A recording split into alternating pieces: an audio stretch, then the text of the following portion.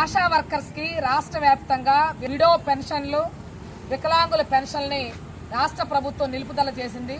గతం నుంచి ఇస్తున్నటువంటి వారికి ఆపేశారు. కొత్తగా అర్హులైనటువంటి వారికి దరఖాస్తులు స్వీకరించే పని రాష్ట్ర ప్రభుత్వం చేయడం లేదు.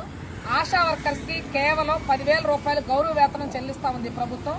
అందులో 7,200 ఈ రాష్ట్ర ప్రభుత్వం, 2,800 సెంట్రల్ గవర్నమెంట్ ఇన్సెంటివ్స్ పేరుతో చెల్లిస్తా ఉన్నారు. ఏదేమైనా 10,000 చెల్లిస్తా ఉన్నారు. దారిద్ర్య రేఖకు దిగువన ఈరోజు ఆశా వర్కర్లందరూ కూడా ఉన్నారు. కాబట్టి ఆశా వర్కర్లందరూ దారిద్ర్య రేఖకు దిగువన ఉన్నారు, బిలో పావర్టీ లైన్ లో ఉన్నారు. కాబట్టి ఆశా వర్కర్లందరికీ, అర్హులైన వారందరికీ కూడా వితంతు పెన్షన్లు, వికలాంగుల పెన్షన్లు వెంటనే పునరుద్ధరించాలని, కొత్తగా దరఖాస్తులు స్వీకరించాలని రాష్ట్ర ప్రభుత్వాన్ని కోరుతా ఉన్నాం. దీనికి సంబంధించినటువంటి వినతి పత్రాన్ని కుటుంబ సంక్షేమ శాఖ కమిషనర్ అయినటువంటి వీరపాండ్యన్ గారికి ఈరోజు మంగళగిరి ఆఫీసులో అందించడం జరిగింది.